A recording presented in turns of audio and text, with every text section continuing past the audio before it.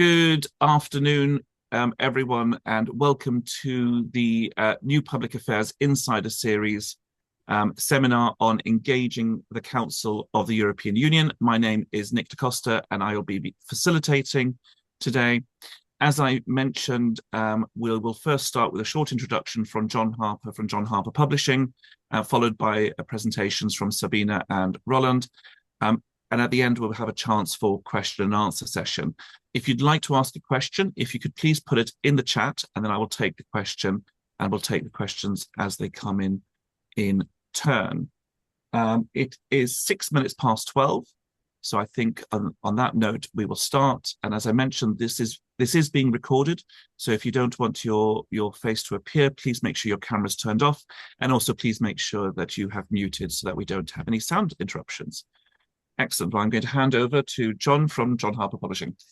Thank you, Nick, and welcome everybody to this afternoon's session. I'm just going to quickly introduce the two speakers we have today. First up will be Sabina Lange. She contributed the chapter on the Council to the How the EU Institutions workbook, which is this one here, which Nick will demonstrate. Sabina's a senior lecturer in EU governance at the European Institute of Public Administration in Maastricht. And as probably many of you know, IPA's primary role is the provision of training in how the EU machinery works to officials from the institutions, member states, and regional administrations.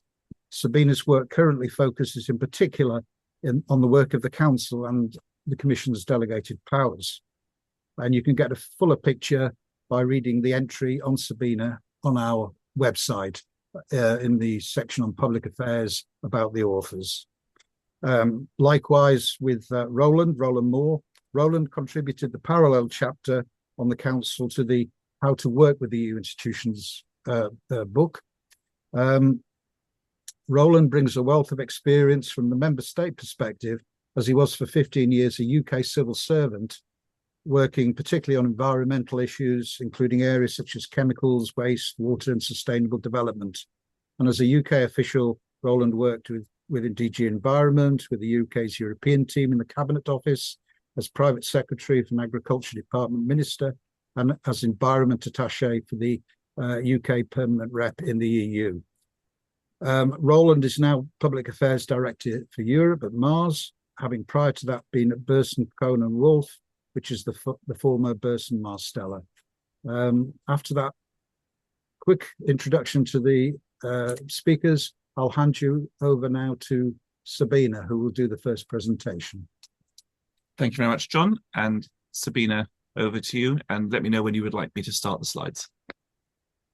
Thank you very much. Good afternoon. Also from my side, thank you for the kind introductions and of course for keeping me on the series. This is the 4th edition from the start and I'm happy to say that I've authored the Council chapter since the beginning, and in parallel I was also training within the institutions as APA has this contract to provide the services in the EU institutions, but also on quite a lot of pre-presidency preparation training. So that combines then the very inside, but also then let's say more capital view on the work of the Council, so Council and member states.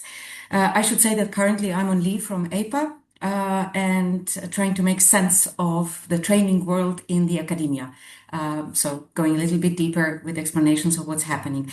But I don't think I should go too theoretical today. So I suggest we can slowly start. So Nick, please will you share the slides.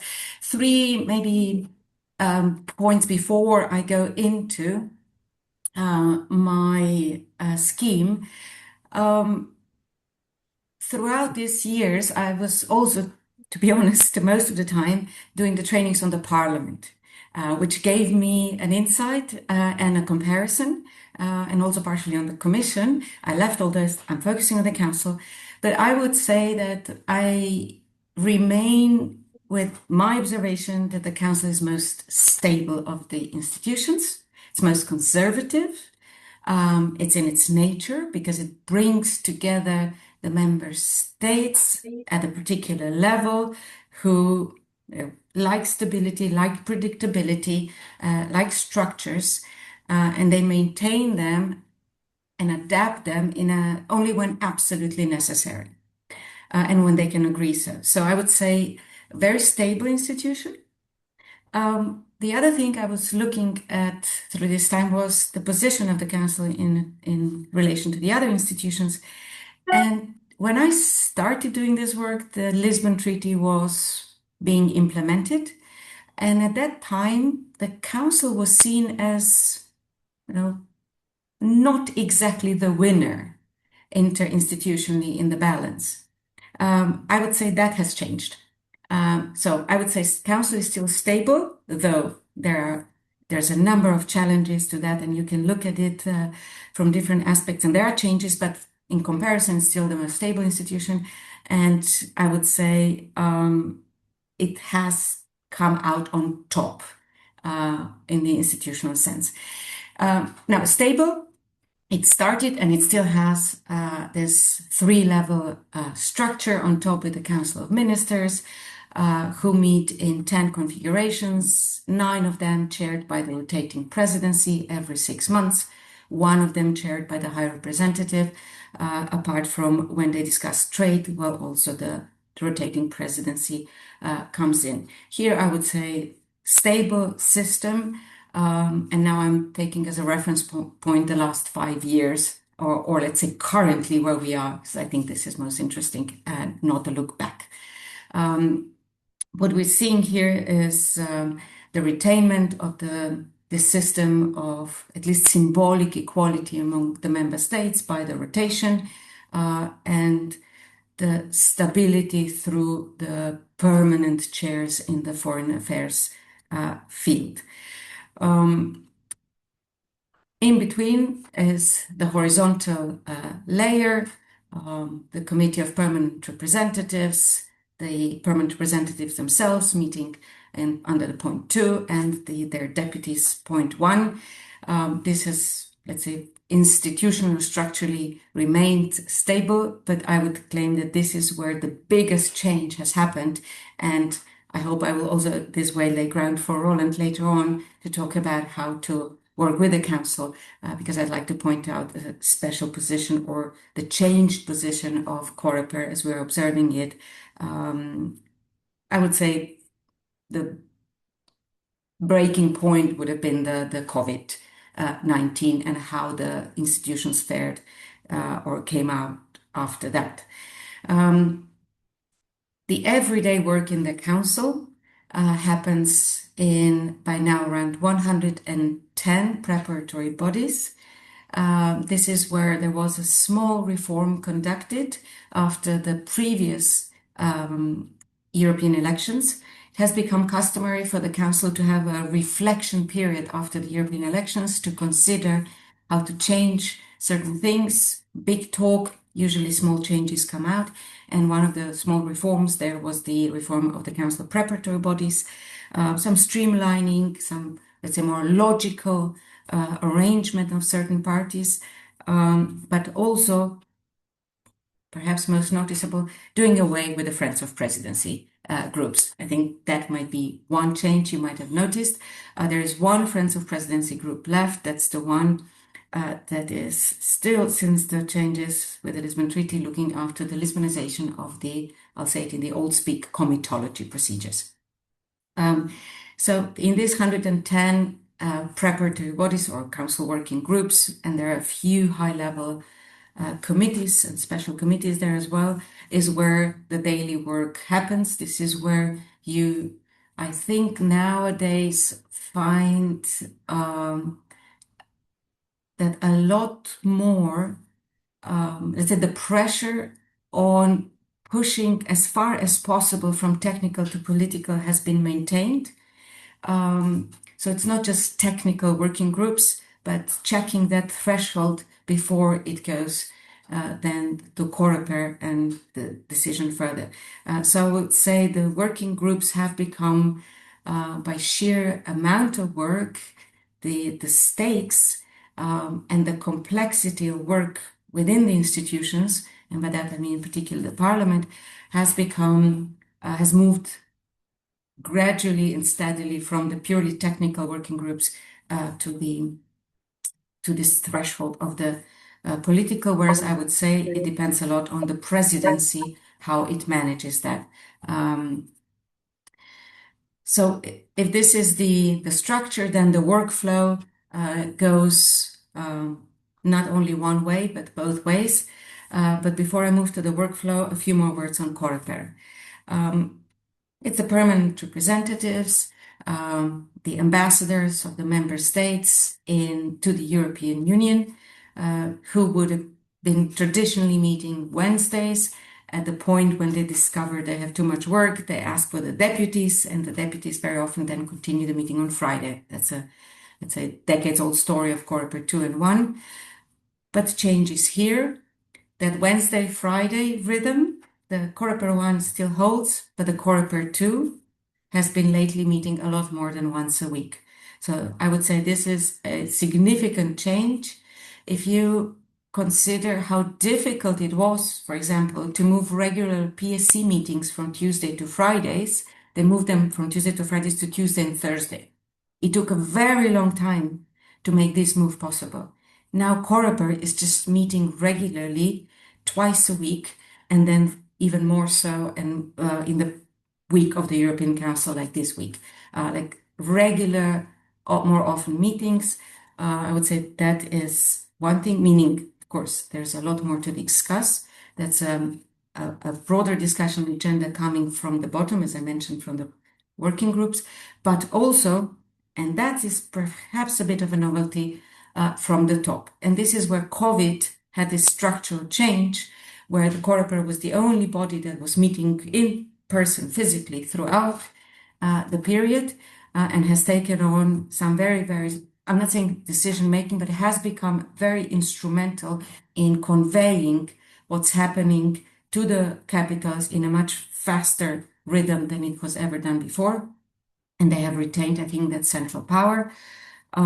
Examples of that, perhaps, if you look at the meetings the Coreper ambassadors have, not just between themselves, but regular meetings with the Commission high-level officials, with the head of cabinet of the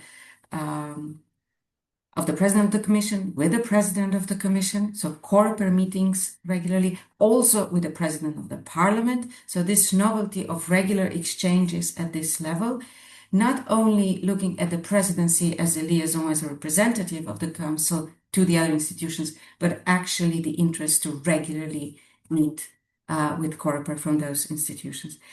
And secondly, as I said, the pressure comes over also from top. If I can ask Nick to move the table, to move the slide, it would be the new, not new, but absolutely intensified and strengthened role of the European Council.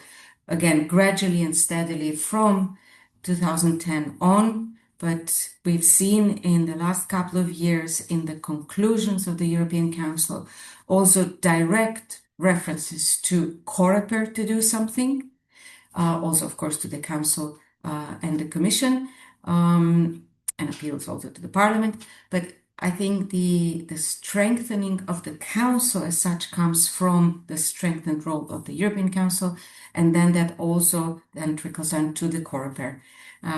So my main note here, to not be too long, would be really strengthened role of Coreper, and as I said, I think Roland would have something to say on that, and then the new role of the European Council. And this brings us to the work in the Brussels, but also in the capitals. Now, talking about the stable and perhaps boring conservative council, there are, of course, also major developments when it comes to voting. And this is what is usually interesting. So, how do member states actually vote eventually? But of course, before the vote, there's a lot of work, and the vote doesn't show everything. But I'm thought I will show you a bit of numbers when it comes to voting. This is not in the book. This is my own calculations with colleagues at APA. So if I can ask Unique to turn. I said there are some developments here, and I thought it would be interesting to contextualize those. You've all heard about difficulties of getting to unanimity in some cases, and we have this EU 26 mode now in some of the European Council decision-making procedures or processes that end up like that. Then the difficulty of getting to QMV and perhaps the countries and the question on which subject some countries and for what reasons may have disagreed might be interesting. I have a positive message here, actually. You can choose, it depends whether you're pessimist or optimist. But what you see here on the slide is that we do have a dangerous situation of a country that votes or is outvoted in very many percentage of cases. This is not too dissimilar to the case of the UK, by the way, as a percentage of negative votes. At the point where the UK was still voting, it was the UK and then 4 other countries shared this negative percentage of negative votes. Now you see one exemplary and then a few others trailing. Good news is that those few others change regularly depending on what's on the agenda. So we don't have countries that overall in the whole spectrum vote negatively, but have items or agenda policy areas where they disagree, and that increases the number of their negative votes. And then also the countries change depending on their domestic political situation, and that's what I wanted to bring in. The issue is in the difficult coalitions back in some capitals, or even lack of performing government in some capitals due to very often elections held and inability to form the government. And this is something to look after for. Positive message, as you can see, there's still 81% of all cases being voted on in the last 5 years that had 0 negative votes voted on. And if I can ask you to move to the slide on abstentions, that would be then my last slide. This look at this doesn't end with votes, negative votes, but I just wanted to say one also needs to look at those countries that are undecided at the very end and the reasons why they may not vote. And here, taking away the UK votes, that UK was abstaining for a long time in its last years, you can also see that the number of countries and number of cases when they abstain has been growing steadily throughout the last 5 years. And I would suggest this is a space to watch. And this is where one has to find out why they abstain and, of course, work on it. And this is where I thought I would end my presentation. Thank you. Thank you very much for that, Sabina. And just before I hand over to Roland, any questions you might have for Sabina's element, please pop them in the chat and we'll come to them at the end. Over to you, Roland. Great. And if that's not the case for questions, then you can have a second chance to ask questions at the end, and feel free to put your questions in the chat here. I think Sabina has really set the table very nicely. Actually, I'd be very interested to know if anyone has already bought the book. If you have bought the book, maybe you can signal in the chat with a thumbs up or something like this. Also, it'd be good to know if you've got the intention to buy the book, because it really is a rich resource, not just for the council, but as we saw last week with the commission, and as we'll see next week with the parliament, the webinars we're doing, really is a valuable source. Both books, the one, thank you, Georgia. Others, please do let me know. Lena, thank you. Fantastic. Yes, figure authoritatively, yes. Lovely to hear that. And it is lovely to, really lovely to, and gratifying to see that this book and the previous editions, thank you, Emmanuel, are really gaining traction in the bubble. And we put a lot of effort, and a lot of the contributors do it for the love of the art. And so we're here to give back a bit to the community, and we believe in this institution. We believe in the EU as an organization, and now more than ever. And with that in mind, let me now move on to why we would like to work with the council. Well, and as John has said, I've actually been in the room. So I've been in the Coreper room. I've been in the Environment Working Party. I've been also in London. Working in capitals, working to in the Cabinet Office to coordinate the UK position, because you have to speak with one voice when you enter the council, ideally. I have seen actually a situation where in one working party, the one member state actually intervened with two voices. That's a very interesting concept because they couldn't resolve the differences, so they had to resolve it in the room. Quite how they do that is obviously up to you to determine that, but that's also the why I can give some insights to working with the council, which is, as Sabine has said, it's the European Council, it's the council configurations, of which there's 10, 9 chaired by the presidency, it's all the working parties and everything there in between. And so why work? And of course, it's the manifestation of the member state in Brussels in the real sense. So you have all the member states that are represented there. So it has, for the new legislation, be it packaging, due diligence, digital, whatever it is, if it's a new basic act, a regulation, a directive, it's going to get adopted where? In the council. It's going to have the final say. So it's really important to get that across. Most times it's a dot the T, cross the I, no, cross the T's, dot the I sort of thing. But we've also seen in Coreper that's not been necessarily the case in recent years. There's been some last minute drama. So yeah, it's high stakes. Like I said, the member states are the ones that are going to have to go back to their capitals and implement this. And in Belgium, we have different regions as well. And so it's high stakes for them. This matters. It's going to cost money, or it's going to save the environment, or it's going to protect lives, or it's going to, save lives. It's going to do things. It's going to prevent, grow businesses. It's going to have an impact, right? And it's going to have a real world impact. So it matters to these people much more than in the Commission and in the Parliament, I would argue. So that's why it's high stakes. Influential. Yes, it steers, it doesn't just react to what's going on, it does steer the Commission. It can steer the Council in the form of the European Council. It can steer the Commission in the form of Council conclusions, very powerful documents that are non-legislative items, but can actually say, thou shalt do this.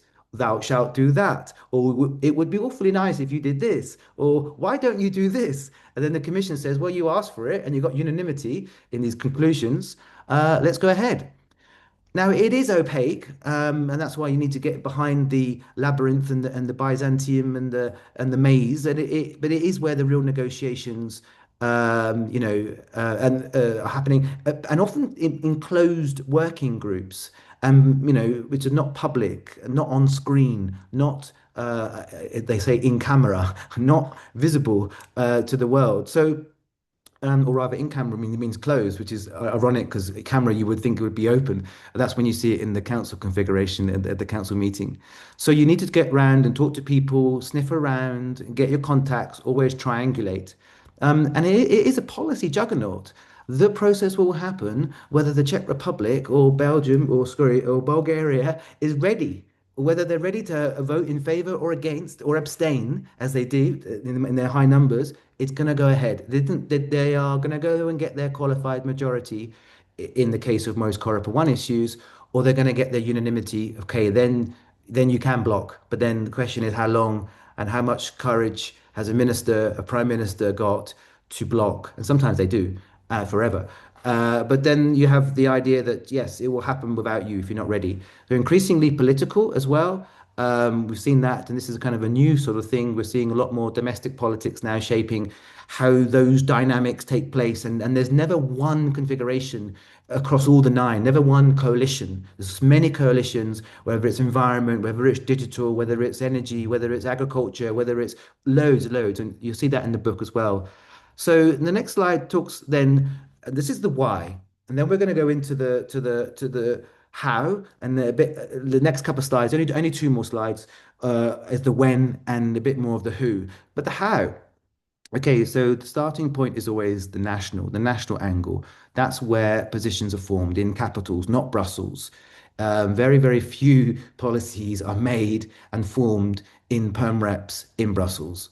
And in fact, they may disagree with what the capitals think, and they may think, yeah, right, because we're here, we get to see what's going on, but you can't budge wherever the capital may be. You have to go there, and you have to think about implementation, right? Keep the end in mind, and it's not easy doing that, and it's not easy from a member state perspective, and certainly not from in my case, I work for Mars as a company, as a private entity. it's not easy to, when you're a member state, even in the room, to think, how is this going to be implemented? How are we going to do this? But you better think of it now at this point than at the end. And that's the hard bit. How do you get people to focus on the implementation when they're creating the new rules? So be smart in how you communicate. Yeah, I really want to convey that there's a lot of energy goes into talking to the council, and it's obviously how do you show up in those meetings? You've got to be clear what you want. You can't lobby for everything, and that applies for member states as it does for companies and NGOs and third sector, civil society. Focus on the thing that you need, and focus on the outcome. But of course, bring drafting, the smaller and more precise, the better. And bring data that officials can actually use in the negotiations. Look, the council has a lot of data. Member states have a lot of experts, economists, lawyers, scientists. They work in the government, so they will be leveraging that. It's less so for the parliament, and the commission has some. It has also organizations like the JRC, and the council has this too. But they like data, and we live off this. And your credibility does matter. So if you start exaggerating and claiming things, that can be often very quickly discounted. So I think it's also important, and I'll give you this is an ambassador once described what he called to me the Hungarian salami problem. It's not about Hungary or salami. It's just about a problem that starts off with you're sent to Budapest with a very clear set of instructions. Go to a specific shop and buy a specific salami. But when you get there and you arrive and the shop is closed and it's now a bicycle shop, so what do you do? Well, because your instructions were so precise, you can't complete the mission. So, you weren't told to get any salami, you were told to get that specific type of salami. And so the lesson is simple. If you only know your instructions, but not your objective, then you can't adapt when things change. And in the council, in Coreper, particularly in Coreper, you can't phone a friend, you can't step out. Really, the negotiations are fast, they're rapid, and we get a deal done. There might be a huddle. I've been in huddles. You might get a recital as an attaché. You might get an amendment. You poke your nose in the huddle and you'll compromise and you'll find the wording. But you are in that huddle and you're not phoning up London, as I in my case, or you're not on the phone in there. You might be texting, but you're not really. You are and the deputy permanent representative or the ambassadors. They will be the ones. And the Mertens and the attachés, in the case of Coreper 1, the Mertens, in the case of Coreper 2, the Antici, they will be the ones being asked, what do you think? What wording do you want? Should we say this or should we say that? Should we say target? Should we say targets? Should we say shall or should we say may? And you decide and you go, I think I can do this. I don't need to say, I've been told by my ambassador, I don't need you to think, Roland. I need you to know. Okay, we can do this. Fantastic. I'm not going to phone London and get that check. So it's really, that's how the mindset is. Of course, you've got a bit more time when it comes out and you're in working groups and there's a bit more in and out and the back and forward and timing. But in the last phases, it's like that. So that's why you need clear instructions, and an attaché needs to have a really clear mandate and know their brief. So I'll go through rapidly. Time is precious. The dual approach, you mentioned it before, Brussels capital. Yeah, working through others, you can't do it alone. You've got to build your network. You've got to get your networks across different member states, coalitions, etc. Get your voice heard. Make sure your issues actually heard. Be ready to escalate when needed. Use different channels. Use the media if you want. Get your voice to be, get your issue to be at the national level. Really win those arguments. And of course, it is about winning the working group before you do worry about the ministers. So if your issue is not penetrating with the technical level, then you've got to also ask yourself, why is that the case? And then maybe you can politicize it more. So the next slide then is about, it's a bit of a busy slide. It's about who to work with when. And I just will say, council negotiations, very rare. If it's very rare that your file or a file that you're interested in is being negotiated by the Energy Council, the Environment Council, the Agri-Fish Council, apart from fish negotiations, the Transport Council, very rare. Very, very, very, very, very rare. Everything's going to be done in working group and in Coreper. Sabina saying more. Sometimes Coreper feels like it's a working group, and ambassadors don't like it because they have to get involved with the widgets and all the different details. But that is B and C is where most things happen. If you're only starting it and think, oh, I'll wait till, look at all the council agendas. Look at the Environment Council yesterday. How many things were agreed there? Exchange of views, public debate, orientation debate. Council conclusions were agreed. Yes, council conclusions. I'll give you that. They are finalized there. But, and even then, there are very rarely be open chapters, open paragraphs. Most of it's all closed by the time you get to the council. So most of your work is in working group negotiations. On average, it's very average, and there's no two configurations are the same, no two working parties are the same. Everyone's managed differently. But on average, if I was doing a file, I would probably think about 14 working groups. 14 times 8 hours, that's how many hours it will take. And there'll be but the presidency will have an approach to that. It's all in the book, article by article. You can see that laid out. But of course, what if you go to the working group, excuse me, the permanent representation, and you find that, well, they don't listen to you? Again, it's because they haven't got the national position, or they haven't got a national position, or it's not in their national position. So what do you expect them to do? So that's why you need to really to work with the national position. And note, you see, I put in bold or where it's essential to work and where it's and take a screenshot of this because it's not in the book, this table. But you can't work with the national leads in the Coreper. They won't be in there. But the attaches will be in there. You see at the bottom, C4, C5. The ambassador, the attaché will be there, and the ambassador will be there, ambassador, but not the, thank you, but not the national official.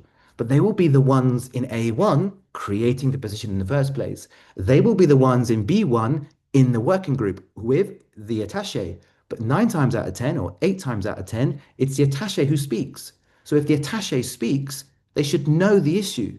Yes, of course, you can say, dear presidency, this is such a technical issue that I may delegate to my expert here who's going to explain the widgets much more easier than I can. He does it or she does it very quickly, but it's not common for Fred to, because you as an attaché need to have the authority among your peers. So the more you say, oh, you outsource all of that to the national level, the less authority, the less influence you have to negotiate when C4 happens, when you're in Coreper, or C5, when you're in Coreper, C4 for an attaché.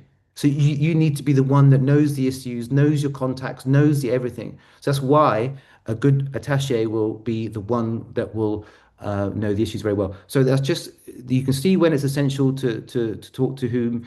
And now the last slide is just don't you forget about me, as simple minds would say. Don't forget about the presidency. Don't forget about the General Secretariat and the Commission and the Parliament.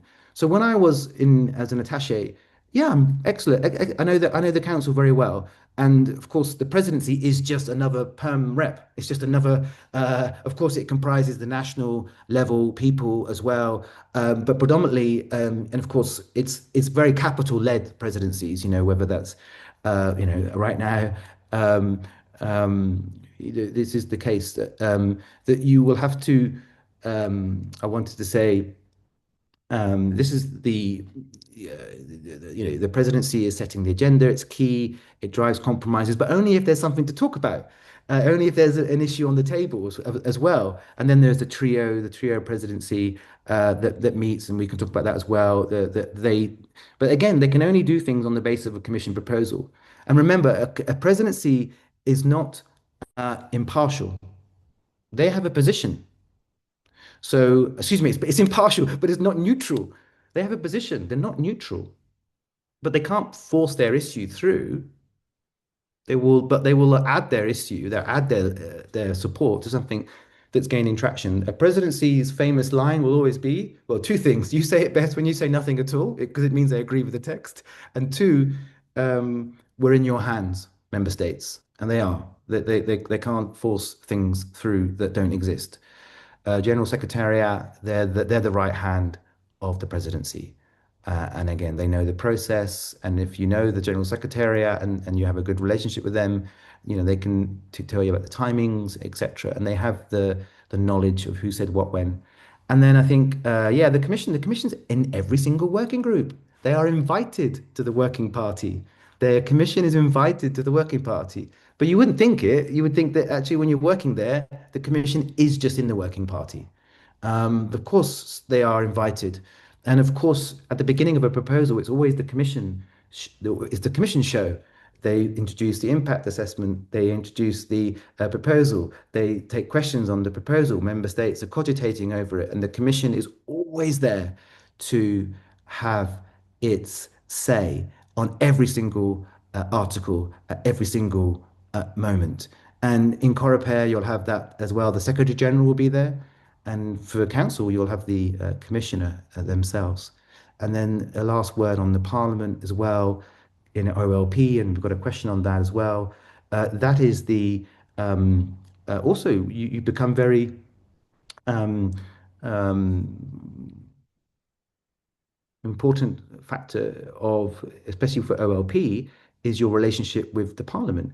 And a good attaché will also have very good contacts and networks with the parliament and be working those angles too. So, and national representatives, the MEPs will be briefed by the national representative in many cases, not always.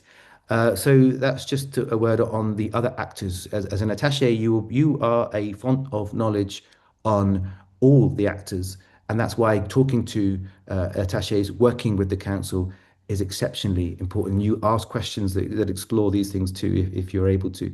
So I will pause there, and I think we have three great questions coming in. I'll pause in case Nick wants to compare them, and then we can see how we have more questions. Please do. Thank you. Excellent. Thank you so much for that, Roland, and thank you to Sabina as well for the contributions. We've got a couple of questions in the Q&A. If you have any other questions, please pop them in the chat. I'm going to try and get through, pardon me, as many as possible. I think I'll take them in the order they came in. So the first question we have is from Erik, which is, has the OLP truly made the Council and Parliament equal co-legislators, or does the Council's representation with its links to the EP via national governments and governing political parties in governing coalitions still give it de facto advantages in negotiations? And I've come to Sabina first to give Roland a bit of a break. So Sabina, over to you. Thank you for the question. I would say really depends where you look at it, because and which cases, which policy areas, because you can also look at it in the other way around. I mean, the members of the parliament don't fall from the sky, so they also have a foot in their governments. So it really depends if they have the foot in the governments or they have the foot in the opposition. So what is the I think what we're both trying to say here with Roland is the enormous importance or growing importance of the domestic politics also for the work in Brussels. So yes, the council representation and perm reps have increased their capacities to work with the parliament in Brussels, but the other way is true as well. And you see a lot of linkages between the political groups and the government representatives, for example, ahead of the European Council meetings, to which also the oppositional leaders from the member states may come in. So you have this political meetings ahead of the European Council with representation from the European Parliament, representation from the governments, but also from the oppositions, because not everybody's in the government, obviously, from the political groups, from the capitals.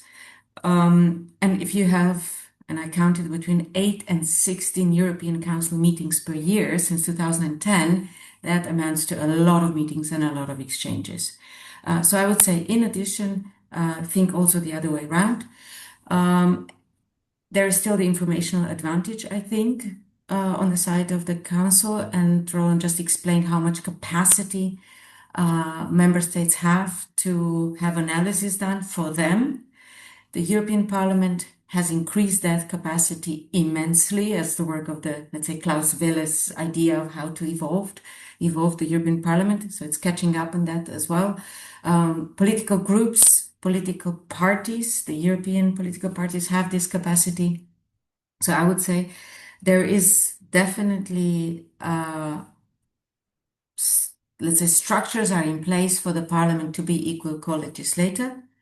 But then there are nuances with regard to policy issues, with regard to the constellation of governments, and also with regard to the role of the Commission in this, I would say. Excellent, thank you. And Roland, over to you. Any thoughts from your side? Yeah, so building on what Sabina has said, and addressing this question about does ordinary legislative procedure truly give the Parliament a greater role or greater power or equal? Are they equal co-legislators? Haha, great question. And as Sabina said, it's not easy to answer it overall. But I would say look at every single council general approach, which is adopted at council, or Coreper mandate, and compare that with the final version. And then look at every single draft report that the Parliament Lead Committee with all the input committees produces and compare that with the final version. And I think you'd see that the council's version probably predominates. And the advantage of the 4-column document is that it's the presidency who drafts, right? The 4-column document. And they will have number 1, the commission, number 2, the council, number 3, the parliament, number 4, the compromise. Do we accept? Do we oppose? Or do we accept with a recommendation, right? Do we accept the parliament, oppose, reject, or do we accept with modifications? So yeah, I think you could say that the presidency is holding the pen. The presidency goes into that meeting room, a bit like, uh, the lion into the den, into the trilogues, which take place or in the parliament or in the council. And that also physically going to the parliament gives you it's like playing football or rugby, a home and away advantage. There's a bit of that goes on. And when you're the presidency, and you do have the incoming presidency there too, but when you're the presidency, you are a team, but you're faced with the rapporteur and all the shadows and all their team. So in a way, they have outnumbering in the room. The commission's there too. So there's a dynamics of that has to take place. But it's easy for the presidency to say, I don't have the mandate. I don't have the mandate. I don't have the mandate. I don't have the mandate. And then they say, well, and you guys are all here. So, okay, you don't have the full mandate of plenary, perhaps. You need to think about that. But you have your mandate of your committee. Otherwise, why would you be here? So in a way, the parliament is always a little bit, yeah, you're right. We can probably between us, yeah, okay, we can agree with you. And then the president is always able to say, I don't have the mandate, and that'll be tough. That'll be tough. I don't think I can get that through X, Y, Z. And so I think that you see a little bit of still. I think the council has probably more power and feels like that. But I think, of course, the OLP has given the parliament more say. Thanks. Perfect. Thank you so much for that. So there's a lovely question from Joanna, and I think it's quite a nice practical question, which is how can we best engage with the council? We're a small office with only 3 people and cannot really engage with all countries. How to prioritize? Focus on big countries, or does everyone simply do that? And I think the first thing I'll do, because I have to, is the first thing I'd recommend is buying the 2 books. That would be the first thing I'd recommend to do as a small office. And I'll go to Roland first on this question, please. Thank you very much. So I'm British, but I'm also now Belgian. I work for an American company, and we have headquarters here in Brussels for global pet care. We have factories in France, Poland, and other member states too, Germany, and then the Netherlands. We have sales everywhere. So I think footprint does matter. I think your nationality matters, your languages that you speak. And then, so all that matters, right? And obviously I don't have the British perm rep that I can go to, but I can maybe leverage as a company one of those others. And it doesn't matter about the size. It matters about what argument as well you're bringing, which is also the next question, but we'll address it here too in a small way. What are you asking for? What do you need? What do you want? Again, are you bringing something of value? Are you aligning? Do you align with that national government's position? Are you like this? Is that minister pushing, for example, a particular approach that you are absolutely, and again, and we're not doing public affairs 101, but we can do that next time. But you only really can do 3 things, right? When you go and meet any stakeholder, is you can reinforce a position they already have, you can change their mind hard, or you can put in their mind a position that they never had in the first place. So what are you trying to do? Are you trying to reinforce, change, or educate, as we say? So I think you also have to think of your strategy where it makes sense. And sometimes the smaller member states, if it's a small issue as well, very effective because they're organized and they're focused. So if you have that small member state supporting your case and they push it as part of their case, great. So I think it's also a question of what do you want, what do you need, work it like that. I hope that helps your approach. Thanks. Excellent, thank you, Roland. Sabina, would you like to add anything to that response? I just said it's just as Roland says, there's an element of general knowledge about how to do public affairs. But just from the council perspective, the smaller member states, of course, can be an asset in the sense that they will be, if you map correctly where their interests are, you can, of course, use them as a multiplier eventually, and also to help out, let's say, in the information sphere, I would say this way, because they are not contacted that often, they might have more time, and you may profit from that. The other mapping, of course, is where they are on in relation to your theme, and whether they're in between, because eventually you still need 15 member states, even if they bring very, very little to that tiny of the population percentage. And thirdly, who their friends are. And how often and what they do. And here Roland said how coalitions are changing, how you have multiple variable geometry now of like-minded groups depending on the very subject, but there is an overlap because people know each other, they have an ease of talking to each other. I said before that the European Council, which in the treaty says should meet 4 times a year, at the height of, I think it was migration crisis, met 16 times, and throughout the last 17 years has not met less than 8 times a year. I mean, this is an enormous amount of time these people spend with each other. And then there are people who prepare that, who spend more, and there are people who prepare that. So I want to say that it's just about how you use your time, their time, and what you can foresee as a multiplier for your time and their time. Stop here. Excellent. Thank you so much. We've got a question from Jean, which is, if you want to effectively lobby member states, which kind of argument or information do you need to bring to them? And do you need more of a national angle than with the European Commissioner, for example? And I'm going to go back to Roland first. So I think, thank you for the question. It's really good. And to know what kind of argument works. And again, what do you want to do? Are you there to reinforce their arguments? Tell someone that they're doing the right thing, tell them they're doing the wrong thing, or say to them, hey, you've not thought about this thing. And sometimes we have that one thing, is bring that surprising fact as well. Something that, they leave and think, oh, I didn't know about that. That's very interesting. So, one of my the tactic of my boss, if he doesn't mind me sharing. And I think that, but the EU argument has to land, right? It can't just be national.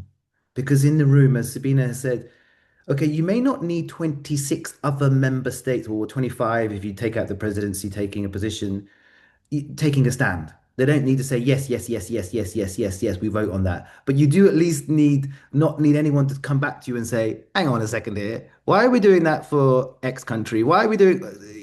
So what would often happen is you raise something that could be perfectly reasonable for you, but then someone else would say, hang on, if we do that for you, then they might ask for that. So just out of point of principle, I'm going to take the floor and say, we would oppose. And then the presidency's got one in favor, one against, and they go, But then if you take a position as an attaché, and again, the attaché has to think about this, and it's, yes, this is happening in my country for this, but there's an EU dimension to this, jobs and growth. If it's happening in my country, it's definitely happening in your country. And it's an EU issue. Again, social and economic is good, environment as well. What are the costs and benefits? So I think it's definitely worth to know your audience, know what makes them tick, and also, yeah, to think how would they deliver this? Not necessarily in the working group, by the way, as well. They can also do it beforehand. As I say, the working group's like an iceberg.